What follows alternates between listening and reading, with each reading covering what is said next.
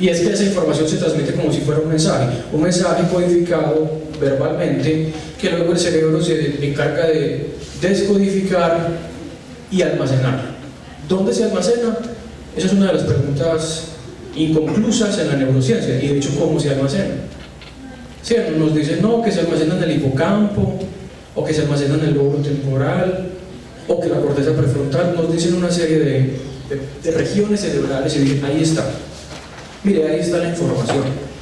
Y si usted le quita esa parte del cerebro a esa persona, entonces se le va ese recuerdo. Son premisas de la neurociencia, y son premisas de la neurociencia actual, que parecieran ser mágicas, pero que los mismos neurocientíficos las atienden. Entonces ese mensaje se transmite, y se supone que lo transmite una persona que sabe a una persona que no sabe. ¿Sí? El instructor, el profesor, el maestro le transmite al discípulo, al alumno, al estudiante los conocimientos. Se los está entregando. ¿Sí? Y se supone que el cerebro del estudiante debe asimilarlos. Y luego se evalúan esos conocimientos con una prueba escrita o una prueba verbal, y si el estudiante repite lo que el profesor dijo, entonces aprendió, almacenó. El cerebro procesa información. Esto hace parte de una metáfora bien interesante que se tiene sobre cómo funciona el cerebro. Una metáfora que ni siquiera es muy antigua, aparece a mediados del siglo XX, 1950 más o menos. Aparece en el contexto de la Segunda Guerra Mundial, tiene una historia muy interesante. Pero nosotros creemos que el cerebro procesa información, ¿no? Déjeme, yo lo proceso, espéreme, yo lo pienso, espéreme, ¿sí? Y estamos utilizando un término, el término clave de la neurociencia. El término clave de la neurociencia que no es de la neurociencia. Esa palabra es del lenguaje de la cibernética, de la teoría de las comunicaciones. Información. Pregúntale a alguien qué es información para que se dé cuenta el lío tan grande en el que se mete, definiendo el concepto de información. Porque de hecho es un concepto matemático. ¿Sí? Pero nosotros procesamos la información, procesamos las imágenes, los recuerdos. Y si usted procesa rápido, entonces usted tiene un cerebro eficiente. Si usted procesa lento, entonces su cerebro no es muy eficiente. Si usted recupera información rápidamente, entonces es ágil, es habilidoso. Si usted retiene grandes cantidades de datos, es inteligente, brillante. Si usted no procesa rápidamente, no es inteligente. Si tiene poca memoria, no es inteligente.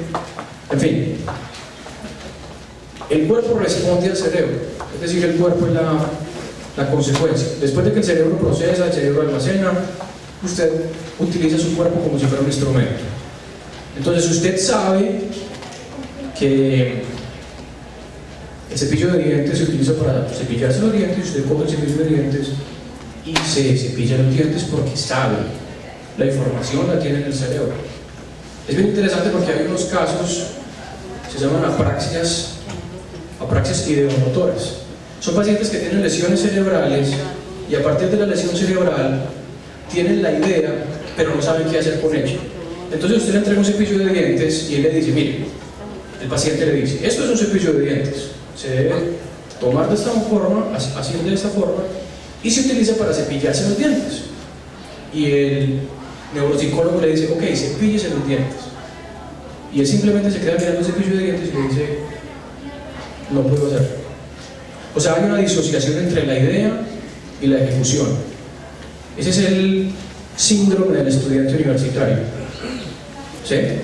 El estudiante universitario tiene todos los conceptos claros, todos. Y yo he tenido estudiantes brillantes que repasan la teoría, que conocen la teoría, que conocen los conceptos, que conocen los autores, en fin, los famosísimos intelectuales, ¿no? Pídales que hagan. Ahí aparece la disociación. No pueden pasar de la idea al acto. Por eso se llama una apraxia, apraxis sin movimiento, ideomotora. Idea, movimiento. Todo esto que estamos hablando tiene que ver precisamente con eso. Porque aparentemente, el tema es al contrario. Al contrario, como ahorita en la segunda parte lo vamos a discutir. Pero es bien interesante porque nosotros tenemos la idea de que el cuerpo es está en un segundo plano. ¿Sí? Y el caso de este señor Stephen Hawking, ¿saben quién es el astrofísico que tiene esclerosis lateral amiotrófica, él no puede mover los músculos, aún así tiene una mente brillante y él todo lo que hace lo hace con su mente, pero probablemente también con la ayuda de un ordenador.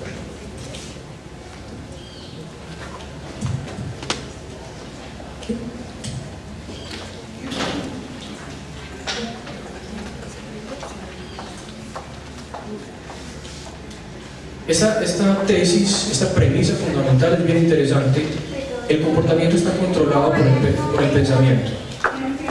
Se supone que lo que usted piense controla lo que usted hace. ¿Sí? Piense bien, piense con cabeza fría, piense antes de actuar, sea racional, sea lógico, para que no haga, para que no ejecute. Entonces uno esperaría que las personas muy inteligentes, muy racionales, tuviesen un control completo sobre el cuerpo. Y me acuerdo mucho de un caso que ocurrió en Estados Unidos. Antes de una misión espacial no aparecía una de las astronautas que iba a participar en la misión. ¿Dónde estaba esa astronauta? La encontraron, pues la misión salía de Cabo Cañaveral en Florida y a la señora la encontraron no sé cuántos miles de kilómetros en un motel en California. ¿Qué estaba haciendo allá? 2 días antes de la misión se enteró, estaba en entrenamiento allá en Cabo Cañaveral, se enteró que su esposo, su novio, estaba con otra persona en California. Apenas se enteró de que estaba en California con otra mujer, tomó un carro, compró pañales, no compró absolutamente nada más, agua y pañales, y viajó no sé cuántos miles de kilómetros hasta ese motel. ¿Sí? Pañales para no tener que entrar al baño, ¿cierto? Uno dice, ¿cómo es posible que una de las personas más inteligentes del planeta, que se supone que los astronautas resaltan por su capacidad intelectual, expresa de una emoción? Porque, ¿qué emoción tuvo? Bueno, celos, ¿cierto? ¿Cómo es que el comportamiento no se controla por su pensamiento? Ahí hay otra disociación. ¿Qué podemos concluir de todas estas premisas que nosotros tenemos sobre el cerebro? Primero, que el cerebro tiene algo ahí dentro. Eso es bien interesante. Pensar que dentro del cerebro hay algo. ¿Qué hay? Bueno, desde el punto de vista material hay neuronas, neuroglia, tejidos. Pero un neurocientífico diría, no, ahí hay información. La persona tiene almacenadas en su cerebro todas las experiencias que haya tenido. Sus recuerdos, sus pasados, sus creencias, sus deseos, sus intereses, todo está dentro del cerebro. Todo está dentro del cerebro y en algún momento esa persona puede acceder a él si así lo quiere.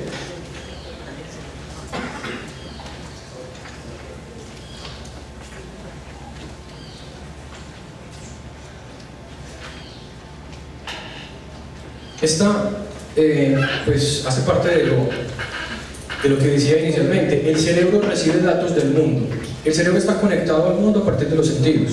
¿Cuántos sentidos tenemos? 6. ¿Cuál es el sexto? Lo dijo una mujer, ¿cierto?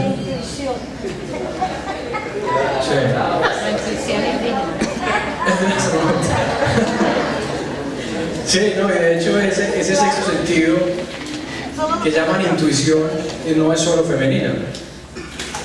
Los hombres también tenemos intuición para otro tipo de cosas, pero la tenemos. Y se supone que los sentidos son los canales de acceso al mundo. ¿Sí? Y se supone que lo que no ingrese por los sentidos, no hay forma de que afecte el cerebro. Y yo recuerdo mucho un caso que leí alguna vez en un libro de un paciente deprimido, un paciente de área rural. Le hicieron todas las pruebas que tenían para hacerle. En fin, el diagnóstico era depresión, pero no había causa aparente. Nada, descartaron todo lo que podía ser, fisiológico, psicológico, de ningún tipo. Y al final se dieron cuenta que la depresión estaba siendo causada porque el señor vivía cerca de una torre de alta energía. ¿Sí? ¿Cómo puede causar una torre de alta energía una depresión? No es porque estuviera preocupado porque la torre se fuese a caer, porque por las ondas electromagnéticas. ¿Sí? ¿Sí? Eso es. El cerebro recibe otro tipo de estimulación y ese es el asunto de los celulares, porque son en principio tan perniciosos. Y en este momento hay una técnica cerebral que se llama la estimulación magnética transcraneal. Es un aparatico que no toca el cerebro, se lo ponen usted por encima y estimula electromagnéticamente los campos electro.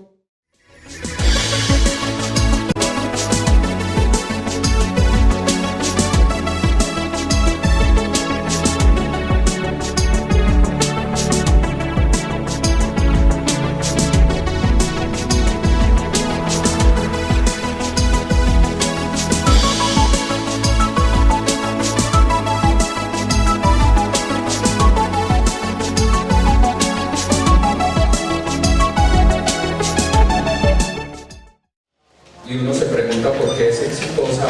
Normalmente encuentra que tiene unas competencias blandas muy poderosas. Hay unas pocas personas que, basadas en competencias duras, pueden llegar a ser muy exitosas, pero esos cargos son muy poquitos.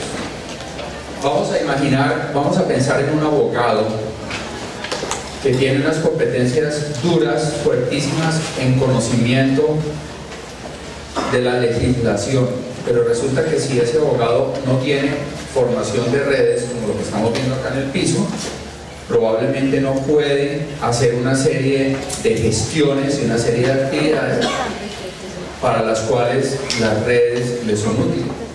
Entonces, la formación de competencias blandas es un reto muy grande. Vamos a mirar ejemplos de competencias blandas. Un ejemplo de competencias blandas es la dirección de personas. Cuando una persona que es un técnico escala en una organización, por ejemplo, se vuelve jefe de planta, normalmente no lo hace solo por ser buen técnico, sino porque tiene la capacidad de dirigir a otros, además de conocer lo que pasa en la planta. Para un técnico graduado del SENA, que puede ser un muy buen técnico toda la vida, si quiere llegar a ser jefe de planta, lo logrará si tiene la posibilidad de dirigir a otros. Otra competencia importantísima en la vida es solución de problemas. ¿Cómo hago yo para convertir un problema quizá en una oportunidad y poder mejorar, por ejemplo, en una producción técnica? Muy bien, acá vamos a comenzar a integrar los conceptos que estamos presentando hoy. La pregunta es, si nosotros aprendemos con el cuerpo, ¿hasta qué punto, cuando yo estoy aprendiendo una tecnología, pero estoy practicando esa tecnología, estoy o no desarrollando la capacidad de las competencias blandas, que son las más poderosas que tiene una persona para su desempeño? Aunque incluso Aristóteles decía que la fuente del intelecto era el corazón, pero bueno, en parte tenía razón. Hoy nosotros sabemos que para que este órgano funcione como debe funcionar, aunque no es completamente, ahí no están todas las respuestas, pues necesita de todo el cuerpo. Y vamos a empezar entonces con esa segunda parte.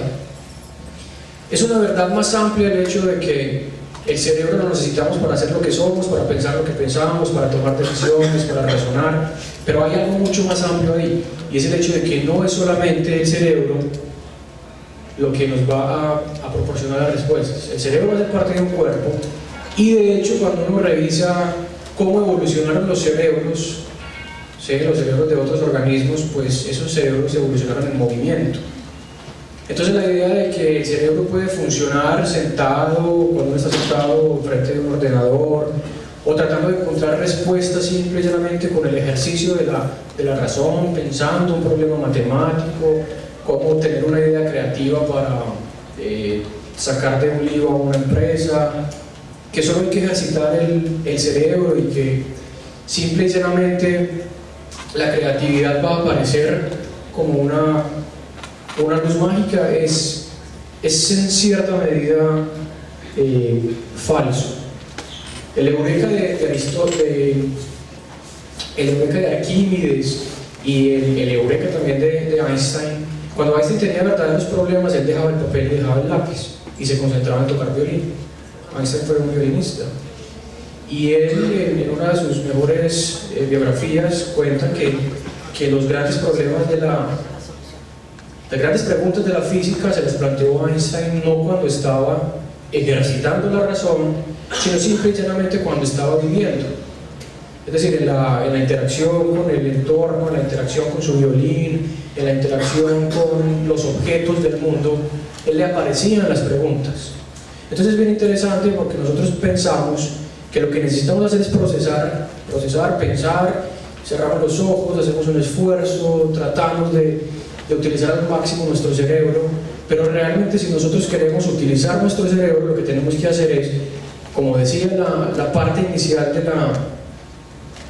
la conferencia, tenemos que pasar a la acción.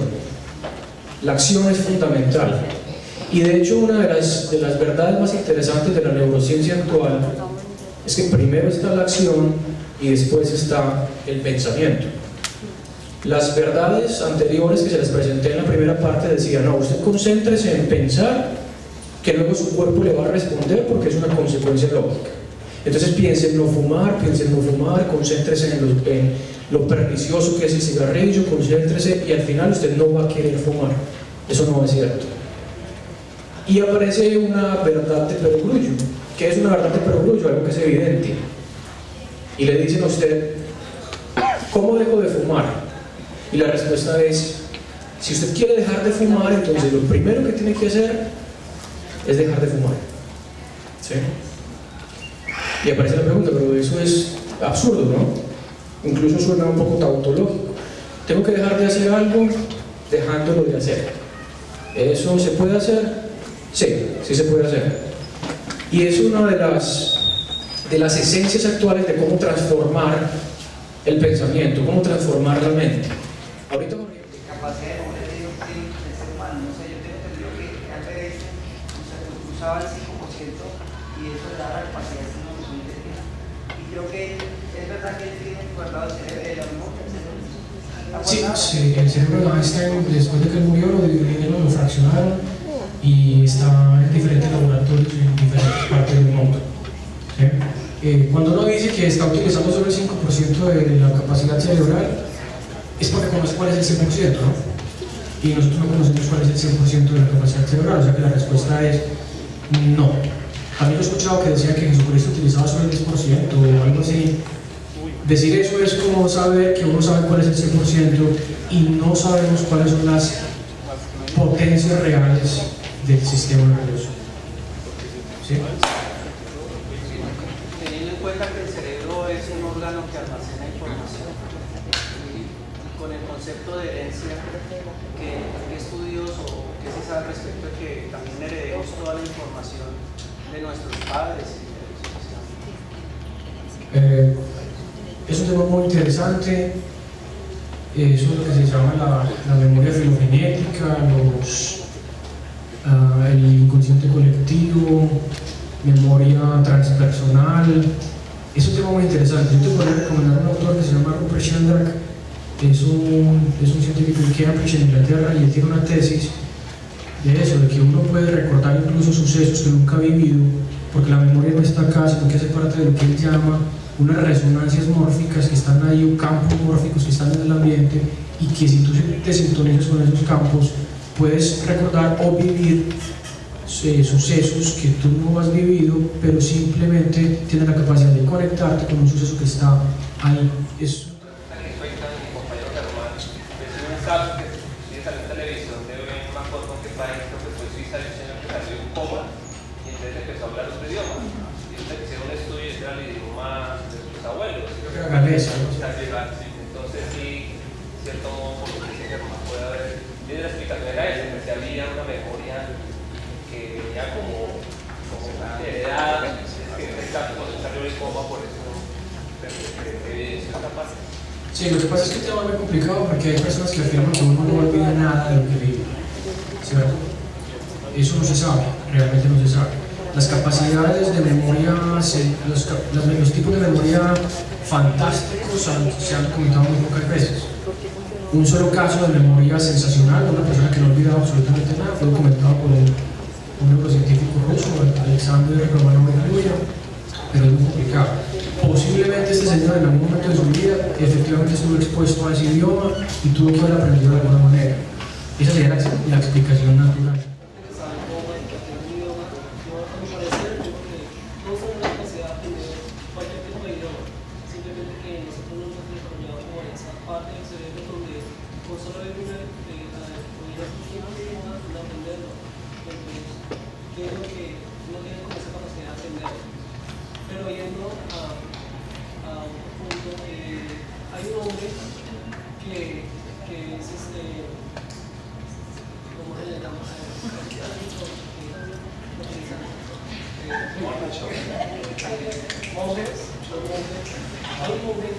tiene la capacidad de mover las cosas plenamente. ¿A qué se le da eso? Realmente tenemos una capacidad evolutiva para llegar a mover cosas plenamente, para llegar a aprender idiomas y llegar a saber las cosas.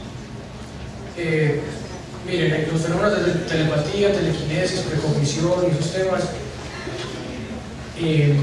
la ciencia actual los está estudiando. De hecho, hay un doctorado en la Universidad de Edimburgo, en una de las mejores universidades del planeta, que tiene un doctorado en parapsicología.